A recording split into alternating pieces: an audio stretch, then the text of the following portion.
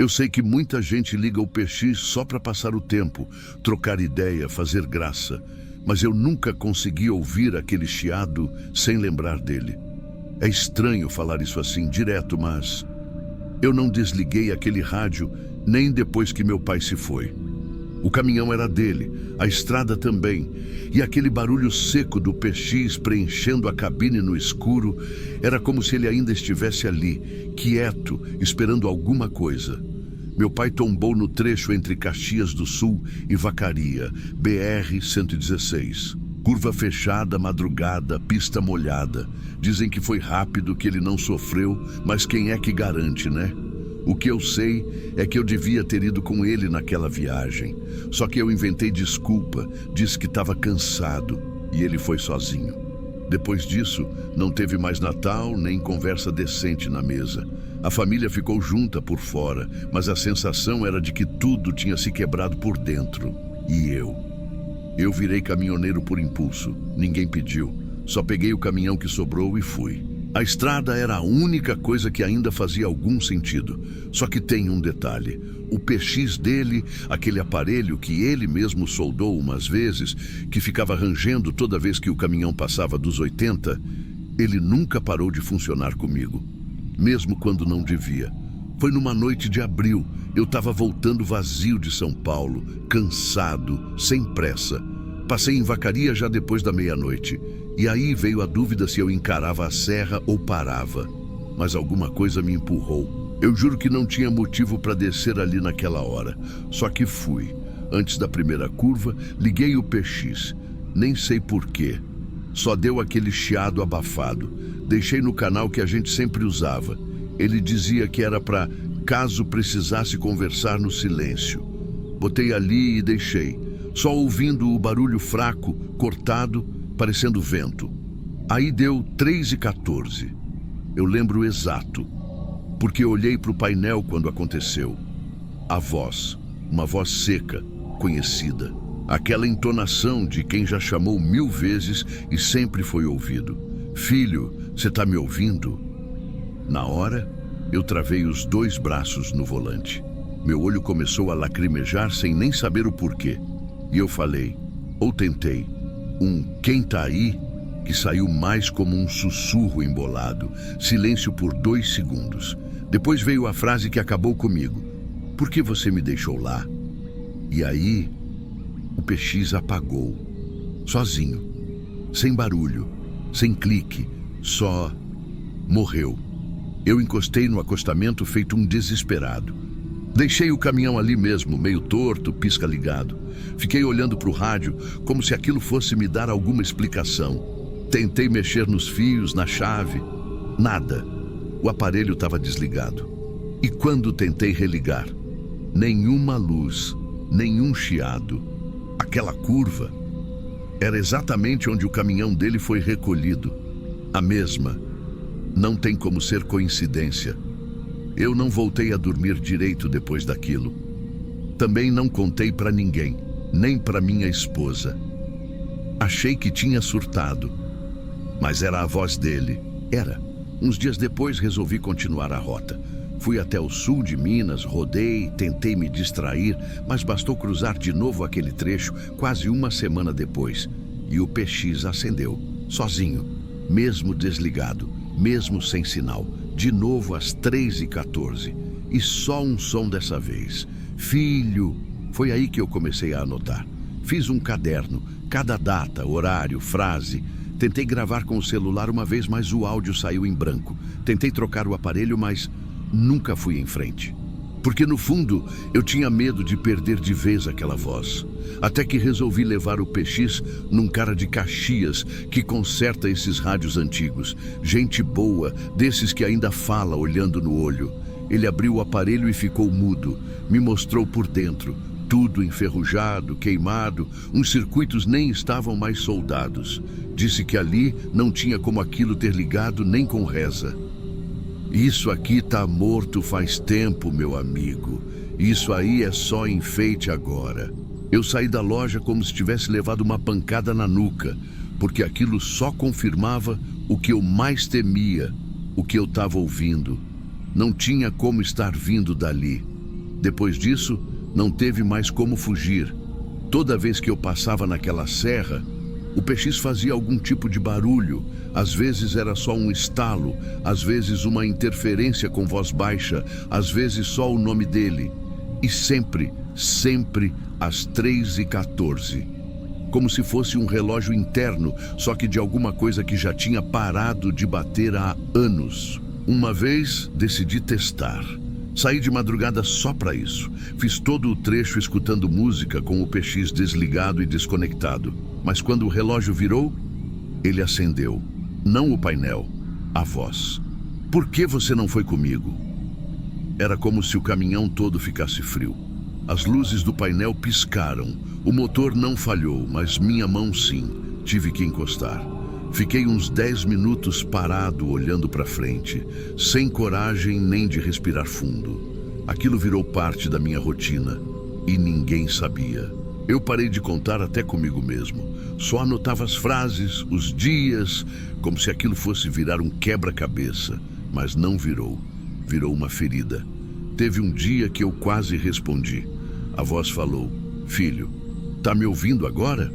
E eu abri a boca, mas só consegui dizer: "Não faz isso comigo, pai." Na hora, o rádio chiou tão alto que doeu no ouvido. Apaguei o painel sem querer. Parecia que o caminhão tinha se revoltado comigo. Eu passei a evitar aquela serra. Dava a volta, pegava a rota mais longa, perdia tempo e dinheiro. Mas era melhor do que encarar aquilo tudo de novo. Só que o mundo não gira para você evitar tudo. Teve um frete recente, coisa de 3 meses atrás, que só podia ser entregue passando por lá. E não tinha ninguém para mandar no meu lugar. Eu aceitei com um nó na garganta. Subi rezando em silêncio, tudo escuro, tudo molhado, igual no dia em que ele partiu. Só que dessa vez, tinha algo diferente. Quando deu 3h14, eu desliguei o PX antes. Tirei até o cabo de força, mas mesmo assim, a voz veio. Não no rádio. Veio da cabine, atrás de mim. "Me leva para casa, filho." Eu juro que não virei. Só olhei o retrovisor. Não vi nada. Mas eu senti uma presença pesada e ao mesmo tempo familiar. Como quando você sabe que alguém da sua família está por perto, sem nem precisar ver. Eu acelerei até quase passar mal. Cheguei na próxima cidade tremendo e dormi com o motor ligado, só para não ficar no silêncio. Desde então eu mudei tudo. Troquei o caminhão, tirei o PX fora, comecei a pegar só frete urbano, coisa curta. Mas nada disso apagou o que ficou, porque a parte mais estranha veio depois. Um colega de estrada que eu mal conheço me ligou um dia desses. Disse que estava descendo a serra quando escutou no PX uma voz fraca chamando "filho". Ele achou que era brincadeira, mas quando respondeu, a voz sumiu. Outro disse que ouviu a mesma coisa, só que com um chiado tão alto que teve que desligar. E foi aí que eu percebi uma coisa que me gelou de vez. Aquele trecho onde ele foi: "Tem gente ouvindo o que eu ouvi. E tem gente respondendo. Talvez não seja só comigo, talvez nunca tenha sido. Às vezes eu penso que aquela parte da estrada guarda quem ficou com a última palavra entalada, quem devia ter ido junto, mas ficou. E tem uma frase que não sai da minha cabeça até hoje. A última coisa que ele disse no rádio, dias antes de partir: "A gente se fala na volta, filho." Mas ele não voltou, e mesmo assim fala. Talvez continue falando para sempre. E talvez, se um dia eu responder com todas as palavras, seja a minha hora de parar por ali também. Tem rádio que só pega uma frequência, a do que a gente não teve coragem de dizer em vida. E tem caminhoneiro que nunca desce da serra, mesmo depois de partir.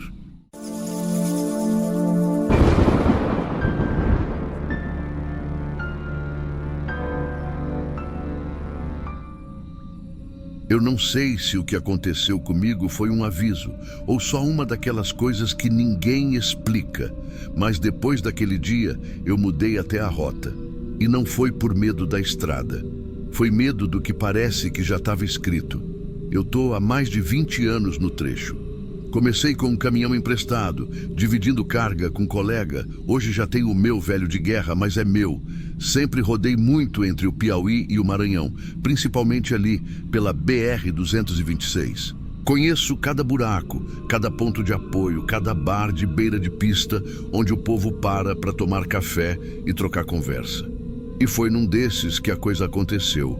Tem um barzinho depois da entrada de Timon, meio escondido, com letreiro apagado e uma cerca de madeira mal feita. Só para ali quem já conhece, quem é da estrada mesmo. A dona é uma mulher calada, sempre com avental sujo de café e que nunca erra o troco. Eu já parei ali dezenas de vezes. Já comi tapioca fria, já dormi encostado no banco de cimento do lado de fora. Naquele dia, estava chovendo devagar e eu parei só para esperar o tempo melhorar. Era umas 3 da tarde. A estrada estava vazia. Entrei, pedi café e estava mexendo no rádio velho que tenho quando escutei o barulho da prateleira de madeira batendo. Ela tinha deixado cair uma caixa de papelão cheia de fichas antigas, daquelas fichas onde o povo anotava nome, valor e se tinha pago ou não. Ela se abaixou meio sem jeito e eu fui ajudar porque caiu tudo espalhado no chão. Quando peguei umas 3 fichas para empilhar, meus olhos bateram num papel de borda gasta com um nome que me travou o peito. Era o meu. Nome completo. Primeiro, segundo e sobrenome. Mesma grafia até o acento no E. Embaixo, com letra torta, estava escrito: já morreu na curva do quilômetro 42. Eu fiquei congelado. Só falei: esse nome aqui sou eu. Ela parou também. Olhou. A cor do rosto dela mudou. E aí foi a primeira coisa que me deixou desconfiado. Ela não achou graça, nem tentou dizer que era coincidência. Só pegou a ficha da minha mão, enfiou de volta na caixa e disse que aquilo ali era papel velho. Coisa de gente que já trabalhou ali antes, que ninguém atualizava mais aquilo. Eu ainda tentei rir, meio sem graça. Falei: eita, então eu já morri, não sei. Ela não respondeu. Foi direto pro balcão. Aquela reação dela me desarmou. Eu tomei o café sem gosto, saí devagar. Mas a cabeça não sossegava. O que era aquilo? Coincidência? Um nome igual? Mas a estrada era a mesma que eu rodava toda semana. A tal curva do quilômetro 42 eu já conhecia. E é aí que as coisas começaram a sair do controle. 2 dias depois, num posto em Presidente Dutra, encontrei 2 conhecidos. Gente de rota antiga. Sentamos para comer alguma coisa e bater papo. E aí, do nada, um deles falou: rapaz, jurei que te vi naquela curva esses dias. Caminhão parado, farol aceso, achei que era pane. Eu gelei. O outro disse que passou logo depois e viu o caminhão de novo, mas sem ninguém dentro. Achou estranho, mas seguiu viagem. Eu não tinha passado por lá naquele dia. Estava em outra rota, mais para o sul. E aquilo começou a se repetir. Gente dizendo que viu meu caminhão onde eu não estava, que escutou alguém gritar meu nome perto do mato, que viu uma luz piscando do nada no trecho da curva, e sempre no mesmo lugar, quilômetro 42. Tentei ignorar. Disse para mim mesmo que era invenção, coincidência, alguém com o mesmo modelo de caminhão. Mas ninguém usa o mesmo nome e ninguém grita seu nome no meio do mato à toa. Eu comecei a evitar aquele pedaço da BR, pegava caminho mais longo, desviava, inventava desculpa para carga. Só que mesmo longe as histórias continuavam. Um colega chegou a dizer que viu meu caminhão subindo a serra sozinho, farol aceso, mas cabine vazia. E nessa altura, eu já estava perdendo o sono. Parecia que tinha alguma coisa andando na minha frente. Como se alguém, ou alguma coisa, tivesse decidido viver um final que ainda não chegou para mim. Mas já estava marcado. Teve um dia que eu sonhei com o bar. Sonhei que eu entrava, estava tudo igual, só que vazio. O rádio fazia aquele chiado velho e tinha cheiro de café frio no ar. Mas o que mais me marcou foi que, no sonho, a ficha com o meu nome já estava em cima da mesa, sozinha, em pé, como se alguém tivesse colocado ali para eu ver. E quando eu cheguei perto, não estava mais só o já morreu. Estava escrito outra coisa embaixo. Só falta a data certa. Acordei suando. Eram 4:30 da manhã. E por mais que eu tente não ser esse tipo de pessoa que acredita em tudo, aquilo mexeu demais comigo. Era como se a história tivesse ganhado vida sem minha permissão. Eu não queria mais ouvir sobre isso, mas os outros não paravam. Gente que dizia que me viu em posto onde eu não passei. Caminhoneiro que jurava que tinha buzinado para mim na estrada e eu nem olhei. Gente que me dizia, você sumiu outro dia, e eu respondia, eu nem estava ali. Teve um que me falou algo que me arrepiou de verdade.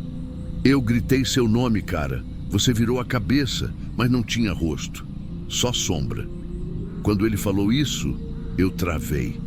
Era para ser brincadeira? Só que ele estava sério, falando baixo, com a cara meio assustada. Nessa hora, eu senti que a coisa passou de coincidência para outra coisa. Algo que eu não tenho nome, algo que eu nem sei se quero entender. Eu parei de andar à noite. Comecei a revisar o caminhão com mais frequência, como se isso pudesse impedir algo. Passei a andar com oração pendurada no retrovisor. Não que eu seja religioso demais, mas era aquilo ou andar com medo. E quanto mais eu tentava esquecer, mais o nome voltava. Um dia eu fui no Detran de Teresina resolver umas pendências. E quando a mulher puxou meu cadastro no sistema, deu um bug. A tela dela travou. Apareceu um aviso dizendo, registro não localizado. Demorou uns minutos para normalizar. Ela disse que era o sistema, que isso acontece. Mas dentro de mim, eu pensei, será que isso é parte do mesmo absurdo? Outra vez, eu fui pagar um seguro e o atendente disse que meu CPF constava como inativo por um período de 3 dias. Depois, voltou ao normal. Falha temporária, segundo eles. Mas por dentro, aquilo batia como se fosse um lembrete de que, em algum lugar, já tinham me colocado do outro lado. E eu nunca mais pisei naquele bar. Não por raiva, nem por medo da dona, mas porque o ambiente parece que ficou contaminado depois daquilo. Era como se toda vez que eu encostasse ali, alguém estivesse esperando para me mostrar o papel de novo. Como se o nome tivesse colado ali para sempre. Os colegas começaram a perceber que eu estava mais calado, mais na minha. Um ou outro até brincava. Rapaz, desde que botaram teu nome na lista dos que já foram, tu tá mudado, viu? Mas tinha um ou dois que não brincavam. Só olhavam de canto, com aquele olhar de quem não sabe se acredita, ou se só tem medo de virar o próximo nome na ficha. E é por isso que eu tô contando isso agora, porque não sei quanto tempo ainda vou andar por essas bandas, mas eu sei que em algum lugar alguém já decidiu que eu não deveria estar mais aqui. E se um dia você estiver rodando pela BR-226 e ver um caminhão branco, baú sujo, parado com farol aceso na curva do quilômetro 42, não buzina não, não para olhar. Principalmente se você escutar alguém chamando seu nome, porque não fui só eu que vi isso acontecer. Teve outro motorista, uns 2 meses atrás, que passou por lá e contou que viu alguém muito parecido comigo, encostado no capô do caminhão. A pessoa não falava nada, só ficava com a cabeça baixa. Ele jurou que era eu. Mas eu estava em Teresina naquele dia, no hospital com minha filha. Ele disse que olhou para o rosto e que o rosto estava normal, mas o olho estava estranho. Parecia de vidro, sem brilho. Depois dessa história, eu desliguei o PX por 1 semana, só para ver se o silêncio me ajudava. Mas nem isso resolveu, porque o barulho não tá no rádio, tá dentro. E se você acha que tudo isso é só história mal contada, tudo bem. Eu também preferia que fosse. Só que eu ainda tenho o papel. Sim, a ficha. Aquela da primeira vez. Aquela com meu nome. Naquela tarde, antes de sair do bar, eu fingi que ia no banheiro. Voltei rápido, peguei o papel dobrado e enfiei no bolso do casaco. Eu não queria ter feito isso, mas minha cabeça dizia que, se eu deixasse aquilo para trás, eu ia acabar voltando lá sem querer, como se tivesse puxado o fio de um destino que já estava escrito. Hoje, essa ficha fica guardada num saco de plástico dentro de uma pasta no fundo do guarda-roupa. Nunca mostrei para ninguém, mas eu olho de vez em quando, só para ter certeza de que a data ainda não mudou.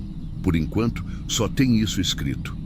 Já morreu na curva do quilômetro 42. Eu continuo rodando, menos que antes, mais devagar, mas estou por aqui. E quando alguém me pergunta se essa história é verdade, eu não respondo, porque tem coisa que, se você fala em voz alta, parece que chama.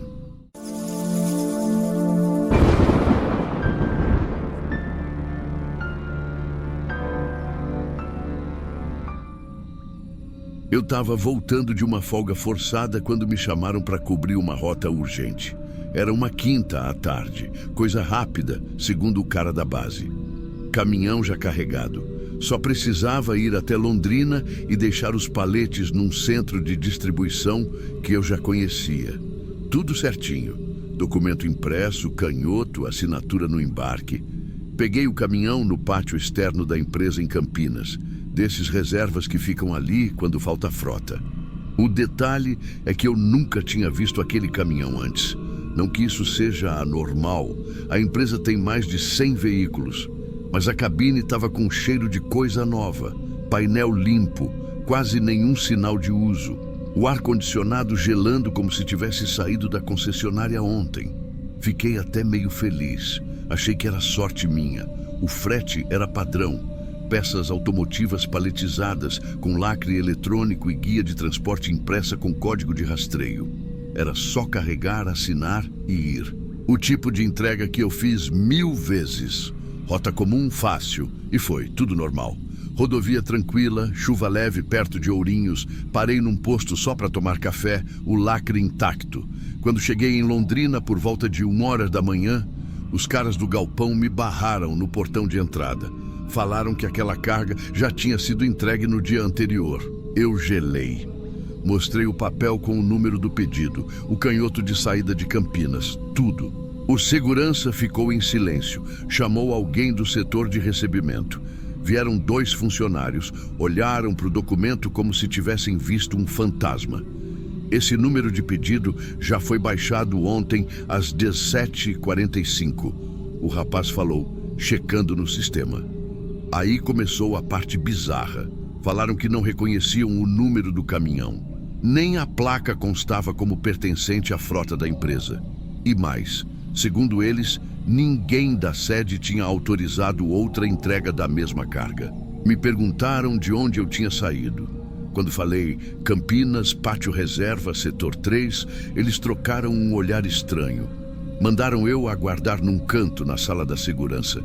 Eu comecei a mandar mensagem para o despachante que tinha me passado o serviço. Nada. Chamada recusada, sumiu do WhatsApp. Liguei para a base, ninguém atendeu. Aí abri o celular para mostrar o PDF da rota. Aquele mesmo que eu tinha conferido na saída. Só que o arquivo estava em branco. Só o cabeçalho.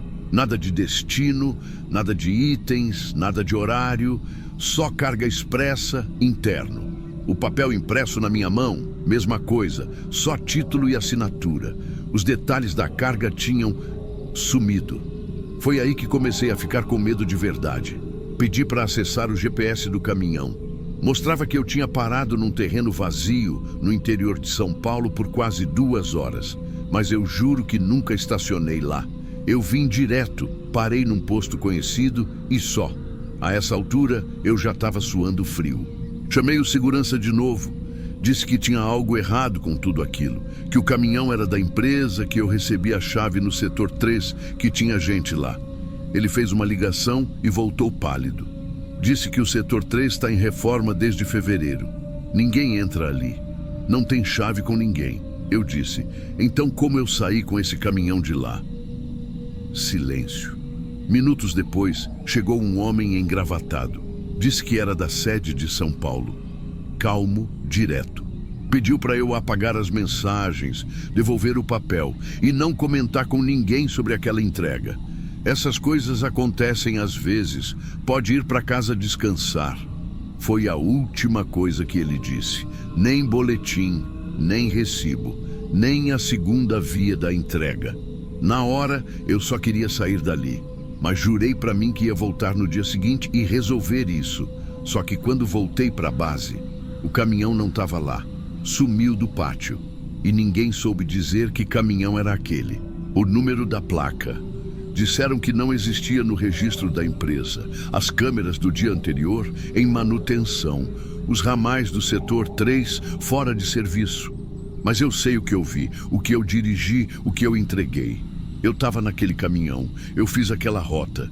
E aquela carga estava lá, pesada, selada, com nota, com tudo. Eu só não sei para quem exatamente eu entreguei. E pior, eu não sei quem foi que me mandou. Fiquei com aquilo entalado, por dias. Acordava de madrugada com a sensação de que tinha esquecido alguma coisa. Não era nem medo, era raiva. Raiva de parecer um idiota, de estar sozinho nessa história, de ter dirigido mais de 500 quilômetros com uma carga que oficialmente nunca existiu. Fui atrás, liguei para conhecidos da base, motoristas que já tinham feito rota parecida. Um deles, mais velho, me respondeu com uma pergunta seca. Você viu alguma etiqueta azul na lateral do painel do caminhão? Na hora, minha espinha gelou. Vi sim. Uma etiqueta plastificada colada perto do botão do freio motor. Nem me toquei. Estava escrito só controle interno, 8.4. Pensei que era coisa da manutenção.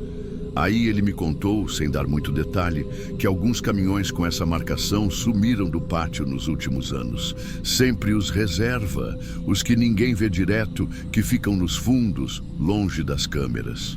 Um dos motoristas jurava que tinha deixado um desses estacionado com o tanque cheio e quando voltou no outro dia, o caminhão tinha sido baixado no sistema, dado como fora de uso. Só que ele ainda existia, parado ali, por mais 1 ou 2 dias, até desaparecer. Outra coisa me deixou mal. Entrei no sistema interno da empresa com um login de um amigo que ainda confiava em mim. Fui procurar por entregas feitas naquele galpão de Londrina nos dias próximos e achei o pedido, o original. Entregue, como tinham falado um dia antes de mim. Mesmo número de nota, mesmos paletes, mesmo peso, mas um detalhe, o nome do motorista estava indisponível. A assinatura digital no sistema também estava corrompida e o caminhão que entregou estava marcado como unidade em avaliação externa, sem placa, sem frota, sem vínculo. Estava ali, o mesmo pedido, entregue 2 vezes, por 2 caminhões, que não deviam existir. Eu voltei a Campinas e fui até o local de onde, segundo eu, tinha saído. O tal pátio em reforma. Cheguei cedo, pulei o alambrado pelos fundos, estava vazio, nenhum caminhão, nenhum carro, só marcas de pneus no chão de brita recentes, marcas que não deviam estar ali, já que oficialmente ninguém usava aquele espaço há meses. Entrei no antigo vestiário, empurrei uma porta meio emperrada e vi 3 pranchetas penduradas, com folhas plastificadas. Nelas, nomes de carga, destinos e códigos de caminhões. Todos começavam com 8.4 e embaixo de cada folha, uma observação, sem retorno previsto. Parei ali, comecei a ouvir barulho de caminhão se aproximando do outro lado do pátio. Achei que alguém tinha me visto invadir, mas o som sumiu de repente. Quando fui até o alambrado não tinha nada, nem poeira levantada, só aquele silêncio seco de lugar abandonado. Voltei para casa com a sensação de que, se eu insistisse mais, talvez fosse arrastado de novo. Não sei se por alguém, ou por algo que não tem nome. Só sei que eu fui parte de uma rota que não existe, um deslocamento fora do sistema. E não fui o único, porque 2 semanas depois, um amigo me mandou a foto de um caminhão estacionado no acostamento da SP-340. Placa coberta por lama, porta trancada. E uma etiqueta azul igualzinha. Quando ele voltou com a polícia, o caminhão já não estava mais lá. Faz 2 meses que eu tento seguir a vida. Tô rodando para outras empresas agora. Mas às vezes, quando entro num pátio novo, eu olho para o fundo e penso, será que aquele ali também tem uma etiqueta azul? Eu sei que parece delírio, mas o medo não é de ter inventado isso. O medo é de que tenha sido real e ninguém mais esteja falando porque já foi instruído a esquecer, ou porque foi usado e apagado depois. Não quero que você acredite em tudo que eu falei, mas se algum dia te chamarem para uma rota de última hora, com caminhão que não está no sistema, mas está liberado, olha bem para o painel. Se tiver uma etiqueta azul, recusa, recusa, mesmo que pareça só mais um frete simples.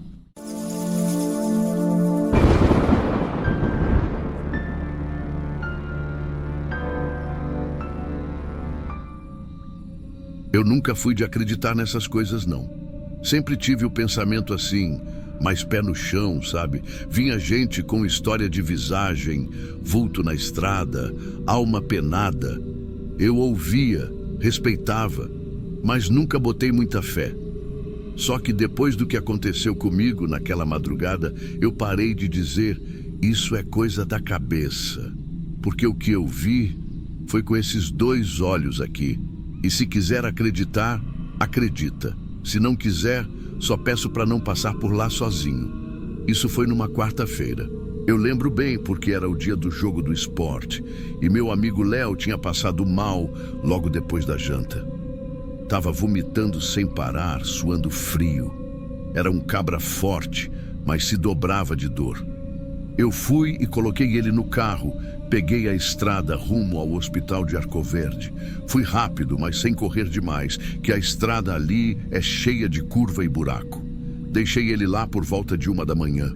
O plantonista disse que era coisa de intoxicação alimentar, que ele ia ficar em observação. Como o carro era meu e ele estava estabilizado, resolvi voltar para casa, que era umas 2 horas dali. Peguei a mesma estrada, só que de volta. Um trecho bem estreito, com árvore dos dois lados, mato encostando no asfalto, escuridão braba. Não tem poste, nem luz de nada, é só você e o breu. E eu já estava acostumado com aquilo, já passei ali de noite várias vezes, mas naquela madrugada, alguma coisa estava diferente. O silêncio estava pesado, e o ar parecia parado, nem cigarra, nem grilo, nem vento. Estava perto da entrada de um povoado abandonado que o pessoal chama de Lagedinho. Não sobrou nada lá, só umas casas rachadas e a antiga capela sem telhado. E ali, no meio da pista, eu vi um corpo, deitado de lado, como se tivesse despencado do céu. A posição dele era estranha, tipo, o pescoço parecia virado demais para trás, como se tivesse quebrado. Mas o mais esquisito é que não tinha marca de sangue, nem sinal de que alguém atropelou. Só estava lá, no asfalto, como se alguém tivesse jogado ele do alto. Na hora eu pisei no freio, tentei desviar, mas não teve jeito. Senti aquele baque seco embaixo do carro. Não foi estourando pneu nem nada, foi tipo, como se tivesse passado por cima de um saco pesado. Meu estômago embrulhou. Estacionei mais à frente, tremendo. Saí com o farol ligado alto, andei voltando devagar, coração disparado. Fui olhando cada pedaço da pista. Não tinha nada, nem corpo, nem mancha, nem arranhão no chão. Nada. Fiquei parado ali uns segundos, só ouvindo o som do meu próprio medo. Aquilo ali não fazia sentido. Eu sei o que eu vi, eu senti o impacto, mas a pista estava limpa, como se ninguém nunca tivesse passado. Voltei para o carro, engoli seco e continuei dirigindo, só que mais devagar. Os dedos suando no volante, a garganta seca. O banco do motorista parecia gelado nas minhas costas. Eu estava quase chegando na curva da Serra do Andrade, onde tem uma descida longa e um trecho mais aberto. Foi ali que eu olhei no retrovisor e vi, tinha alguém no banco de trás, eu juro por Deus. Estava sentado, encostado no canto, com a cabeça meio abaixada, como quem estava dormindo ou esperando o momento certo para levantar. Eu não pensei. Eu freiei com tudo. Desci do carro tão rápido que deixei a porta aberta, luz interna acesa. Abri a porta de trás como um desesperado. Não tinha ninguém, mas o banco estava amassado. O cinto esticado para o lado, como se alguém tivesse sentado ali. E aquele cheiro. Uma coisa que não era suor, nem mofo, nem gasolina. Era um cheiro frio, não sei explicar. Frio. como se o ar tivesse vindo de um lugar onde não bate sol. Eu fiquei parado, sem saber o que fazer. A cabeça rodando, o corpo querendo correr e as pernas sem força. Aí escutei um barulho de carro atrás de mim. Era um Fiat velho, desses modelo Uno dos anos 90. O homem que desceu parecia ter uns 60 e poucos anos, calmo demais para o horário e para o lugar. Ele perguntou se eu estava bem. Eu tentei responder, mas a voz saiu fraca. Só balancei a cabeça e apontei para o banco de trás. Contei o que vi. Ele não riu, não debochou. Só olhou por cima do ombro em direção à mata e disse assim, bem devagar: muita gente já viu coisa demais por aqui. Aí ajeitou a porta dele e falou: dirige devagar, eu vou atrás, só até você chegar no povoado. Melhor assim. Eu entrei no carro feito criança assustada. Liguei o motor, olhei o retrovisor, vazio. Mas meu corpo todo estava dizendo que aquela noite ainda não tinha acabado. E pior, que não tinha mesmo. O trecho até o povoado devia levar uns 15 minutos, mas naquela noite pareceu 1 hora. Eu dirigia com as mãos travadas no volante, sem tirar o olho do retrovisor. O carro do velho vinha atrás, certinho, mantendo distância. Os faróis dele mal cortavam a escuridão, mas de alguma forma, o fato de saber que ele estava ali me dava um tipo de segurança. Tipo assim, se alguma coisa tentar acontecer de novo, eu não estou completamente sozinho. Só que mesmo com ele atrás, o medo não saiu do meu corpo, porque eu tinha certeza que algo ainda estava ali. Não sei se era impressão, mas toda vez que eu piscava, parecia escutar um som baixinho vindo do banco de trás, tipo uma respiração fraca.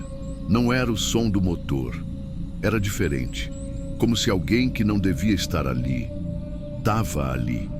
Mas toda vez que eu olhava, continuava vazio. Cheguei no povoado de São Vicente, já suando frio. Eram umas 2 da manhã e o lugar estava todo apagado.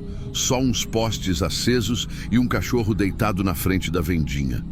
Parei o carro bem devagar na beira da praça. O homem do Uno encostou atrás. Desci do carro sem dizer nada. Sentei num banco de cimento. A mão tremia tanto que não conseguia nem pegar o celular do bolso. O homem desceu também. Ficou de pé por uns segundos me encarando. Depois disse, daquele jeito calmo: você não foi o primeiro, nem vai ser o último. Ficou em silêncio um tempo, aí completou: dizem que o que aparece ali é coisa que nunca foi enterrada do jeito certo, que fica voltando para lembrar que ainda está no caminho errado. Eu não respondi, eu só olhei para o chão. Ele me desejou boa noite, entrou no carro e foi embora, como se aquilo fosse normal. E eu? Eu esperei amanhecer. Fiquei ali sentado até o céu clarear. Liguei o carro só quando o sol começou a esquentar o volante. E mesmo assim, antes de entrar, abri a porta de trás mais uma vez. Mexi no banco, cheirei o tecido. Me convenci, do jeito que dava, de que estava sozinho. Mas vou te falar a verdade. Nunca mais andei naquela estrada depois da meia-noite, nem com companhia, nem sozinho, nem pagando. Aquela madrugada ficou presa em mim. E o pior é que eu nunca consegui explicar, nunca achei resposta, porque não tinha neblina, eu não estava cansado, não era delírio. Eu vi, eu senti, estava lá. E essa parte do cair do céu, eu sei que pode parecer figura de linguagem, mas não é. Não tinha acostamento, não tinha lugar para o corpo ter vindo, não tinha ponte, barranco, nada. Era só estrada e mata dos dois lados. Aquilo caiu. Foi como se tivesse sido jogado ali de cima. Eu já escutei histórias demais de caminhoneiro para saber que tem coisa que não se explica. Tem coisa que é só para acontecer. E talvez só para lembrar que a estrada também tem memória. E que às vezes o que a gente carrega nem sempre entra pela porta. Às vezes entra pelo retrovisor.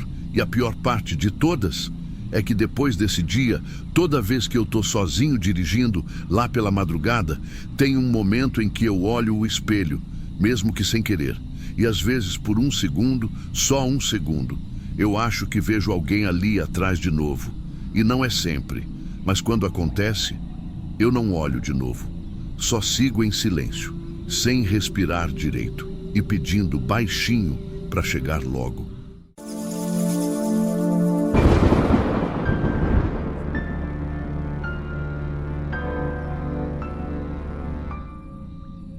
Eu sei que tem muita gente aqui que já dirigiu à noite por estrada de chão, estrada sem ninguém, só mato dos dois lados.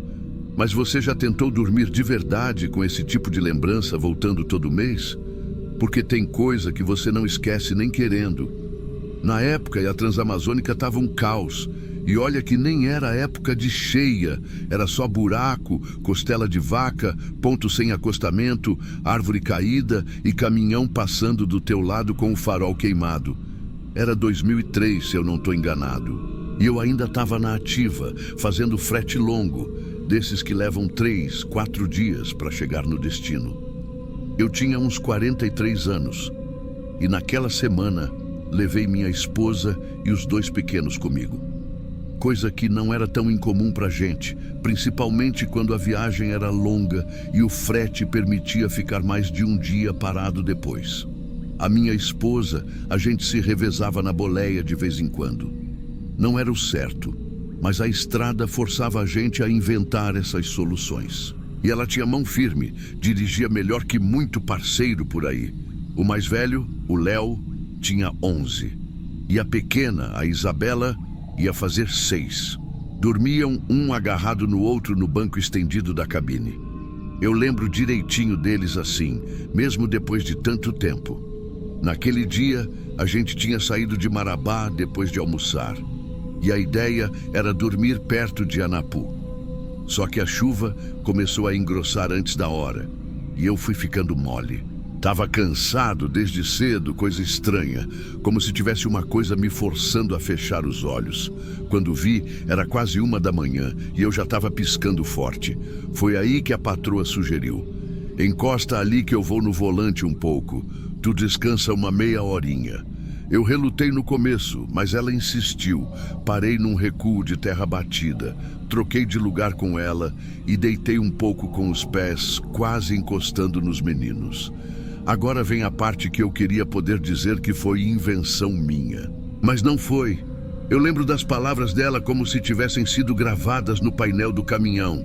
Ela me cutucou e falou, sem gritar, só firme: amor, tem um homem parado na pista. Eu nem raciocinei direito. Abri os olhos na marra, levantei a cabeça e olhei para o para-brisa.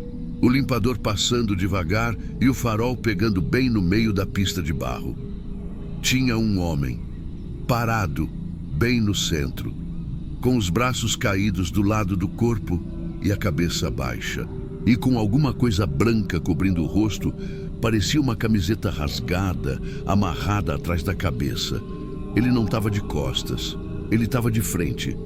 Só que não dava para ver nada da cara. A primeira sensação que veio foi de coisa errada. Não era cansaço, não era susto. Era uma coisa mais funda, tipo, o corpo já sabia que aquilo não era normal. E aí, quase que junto, eu vi mais 2. Um em cada canto da estrada, mais afastados. Um deles estava agachado, como se estivesse mexendo em alguma coisa na beira do mato. O outro estava de pé, mas virado de lado. Os 2 também estavam com os rostos cobertos. A patroa já tinha freado quase até parar, mas não estava completamente parada ainda. E eu vi no retrovisor que os 2 homens da lateral começaram a se mexer. Um se virou, o outro levantou. Foi aí que minha cabeça voltou a funcionar de verdade.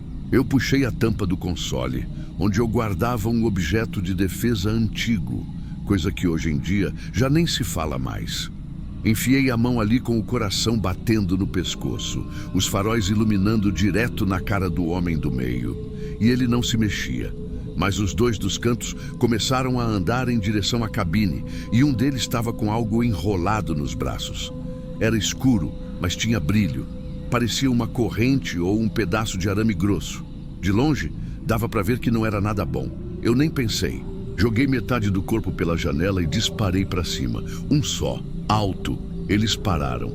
O da corrente ainda deu mais 2 passos, mas depois correu, sumiu para o mato da direita. O outro fez o mesmo para o lado oposto, e o do meio demorou mais 1 segundo. Depois virou o corpo devagar e entrou para dentro do matagal como se fosse um vulto. Eu estava com a mão tremendo, a patroa com o rosto coberto de suor e as crianças ainda dormindo. Desci. Contra o pedido dela, eu desci. Farol ligado. Chão escorregando por causa da chuva. E a primeira coisa que eu vejo é uma corda de arame farpado, do tipo velho e cortado, esticado entre 2 troncos baixos, logo na beirada da pista. Baixo o suficiente para passar despercebido no escuro, mas alto o bastante para estourar um pneu de caminhão, talvez 2. Eles não queriam parar o caminhão, eles queriam que a gente parasse sozinhos e ficássemos ali, no meio do nada, sem socorro, com os pequenos dentro. Eu desarmei a armadilha com o pé, ainda com a mão segurando o objeto de defesa.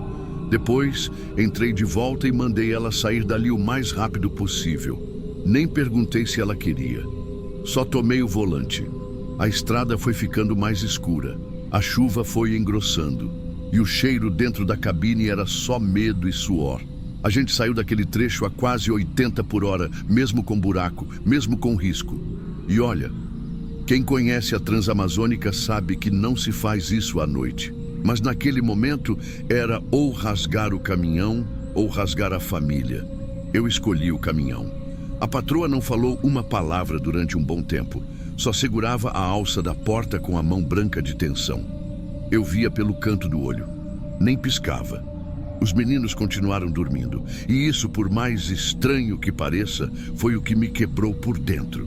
Porque eles passaram por tudo aquilo, sem saber. E se eu não tivesse acordado?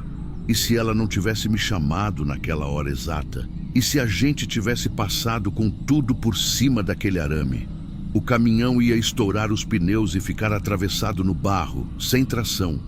E a gente ia estar parado, vulnerável, com 2 crianças pequenas no escuro da Transamazônica.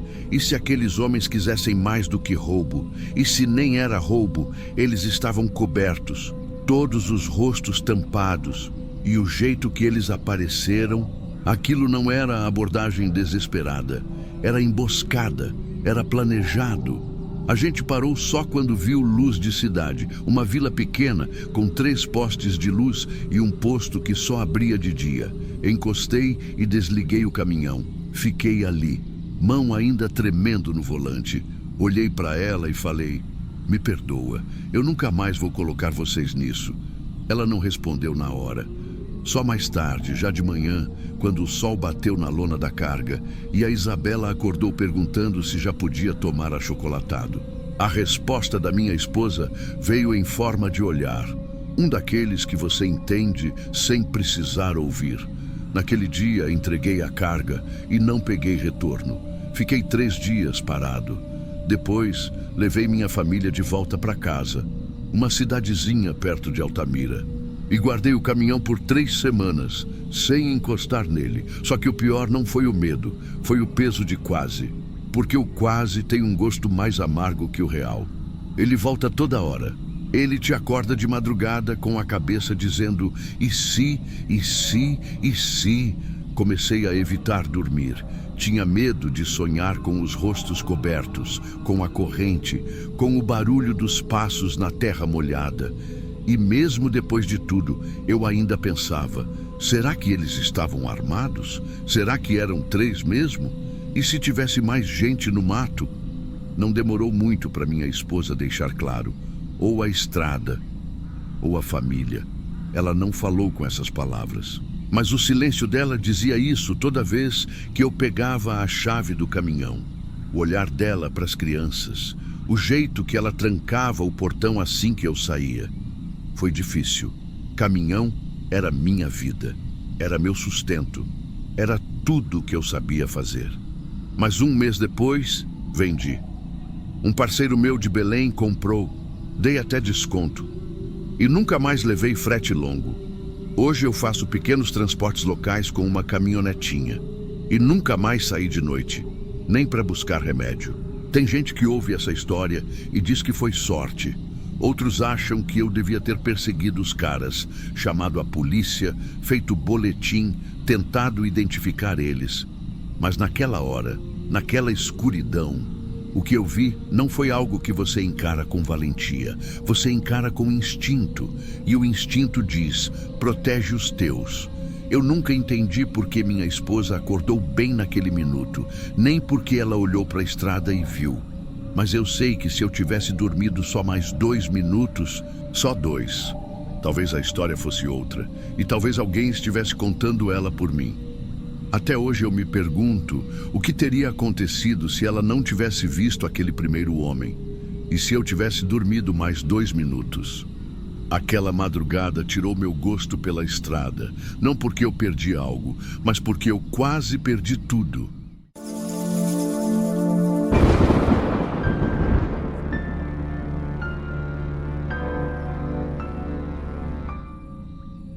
Confesso que atualmente não estou podendo recusar frete, ainda mais vindo de prefeitura.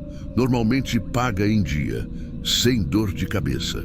E quando me falaram que o serviço era em Formosa, eu aceitei sem pensar 2 vezes. Já tinha feito coisa parecida por lá, para o pessoal do patrimônio histórico, transporte de estrutura velha, pedaço de chafariz antigo, cobertura de ferro fundido, coisa que foi desmontada e precisa ir para restauração. Mas dessa vez, o pedido chegou de um jeito estranho. O rapaz que me ligou, conhecido antigo, funcionário público que já tinha me indicado antes, falou que não podia passar tudo por mensagem. Me pediu para encontrar ele perto do campo de futebol da cidade, umas 9 e pouca da noite. Achei exagerado, mas fui. Ele não explicou muita coisa, só disse que o transporte era de uma estrutura de ferro grande, que ia sair de um galpão no setor de chácaras e precisava ser levada até Anápolis. A exigência era que a coleta fosse feita entre 23 e 3 da manhã, sem ajudante, sem fotos e sem pergunta. Justificaram como prevenção a vandalismo. Disseram que a peça ia compor um memorial de repressão da época da ditadura e que precisava de sigilo até a inauguração. Na hora, não achei nada demais. Governo tem disso, mas o que me pegou foi o ar de urgência. Era como se fosse algo que não podia dar errado e, ao mesmo tempo, que ninguém queria ser visto fazendo. Aceitei. Na noite combinada, cheguei no local do carregamento um pouco antes do horário. Lugar ermo, sem placa, sem sinal no celular. Era um galpão com telhado de amianto e portão de correr. Mas não tinha iluminação pública nem nada. Só um holofote ligado por gerador. 3 homens estavam me esperando, nenhum de uniforme, nenhum com crachá. Tinham deixado meu caminhão já posicionado, rampa abaixada. A peça, eu não sei o que achei que ia ver. Talvez um arco de ferro, uma coluna antiga, mas o que me mostraram parecia mais com uma parte de cela. Era uma estrutura enferrujada, com grades verticais, cortadas em algumas partes, e um gancho fixado no alto, no que parecia ser o lado de dentro. O metal tinha partes retorcidas, como se tivesse sido arrancado de outro lugar, e o chão da peça era o que mais incomodava, cheio de marcas escuras concentradas num canto só. Não dava para dizer o que tinha sido aquilo, mas parecia que tinha sido lavada mal e mal, como se quisessem apagar o que era óbvio. Perguntei por impulso: "Isso aí é mesmo monumento?" Um dos homens respondeu sem mudar a expressão: "Não é o que ele foi, é o que ele representa." Me arrependi na hora de ter perguntado. O carregamento foi rápido, eles sabiam o que estavam fazendo. Nada de papel, nada de assinatura. Quando o caminhão estava pronto, me entregaram um GPS portátil, daqueles que já vêm com a rota traçada, e disseram: "É só seguir, não altera nada no trajeto." Peguei a estrada. Comecei por rotas secundárias, cortando pelo interior até chegar na BR-0C60. Era madrugada, quase 2 da manhã, e eu já estava começando a contar os minutos para entregar logo aquilo e ir embora. Foi aí que me pararam. Não era blitz, era uma viatura preta sem identificação. Encostou do nada, com farol alto e 2 homens armados. Um deles fez sinal com a lanterna para eu descer. Nem perguntaram documento, nem olharam a carga. O que um deles disse foi só isso: você está transportando o que precisa chegar. Não desvie, não fotografe, não abra. Eu só balancei a cabeça. Voltei para a cabine com a sensação de que aquilo já estava acertado muito antes de eu dizer sim. Cheguei em Anápolis por volta das 3h40. O endereço de entrega era um pátio com portão de ferro e muro alto. Tudo escuro, mas o portão tinha um envelope preso com fita isolante. Dentro, o valor combinado e R$ 700 a mais. Nenhum papel, nenhum carimbo, nenhum número de retorno. Deixei o caminhão onde indicava o papel, fechei as portas e fui embora. 2 semanas passaram e eu ainda estava com aquela coisa na cabeça. A estrutura, o gancho, as marcas. Não era peça de museu. Pelo menos, não uma que se monta para ensinar história. Aquilo parecia mais uma coisa que tentaram esconder. Eu não falei para ninguém, nem com minha mulher. Mas 1 mês depois, uma colega da cidade, jornalista que eu conheço de longa data, me chamou para conversar. Ela me mostrou o rascunho de uma matéria que ela tinha tentado publicar. O título: Estrutura de cela de tortura da ditadura é removida ilegalmente de acervo estadual. Ela falava de um transporte irregular, citava um galpão de Formosa que tinha sido arrombado de madrugada e descrevia a estrutura, igualzinha à que eu levei. Dizia que ela era parte de um acervo oficial, tombado, e que a remoção violava uma porção de leis federais. A descrição batia. Até mencionava um caminhão boiadeiro, que não foi identificado, mas a matéria nunca saiu. Ela disse que o próprio chefe de redação mandou retirar tudo e que tinha recebido um e-mail dizendo que o assunto era sensível demais, que não havia provas suficientes e que não era recomendável insistir. Ela me perguntou se eu sabia de alguma coisa. Eu menti. Disse que não era comigo. 5 anos depois, em 2022, eu estava em Brasília fazendo entrega de material para um evento. E como sobrou tempo, fui andar por um centro de exposições que estava com mostras sobre direitos humanos e memória. Entrei sem esperar nada, só para ver, e vi. Lá no meio, com luz indireta e piso elevado, estava a peça, a estrutura, pintada de branco, sem marcas, sem sujeira, com vidro ao redor e uma placa dizendo: releitura de estruturas de repressão produzida por artista plástico contemporâneo, peça simbólica, sem valor histórico. Fiquei uns 30 minutos parado ali. Não tirei foto, não chamei ninguém, mas olhei bem o chão da cela.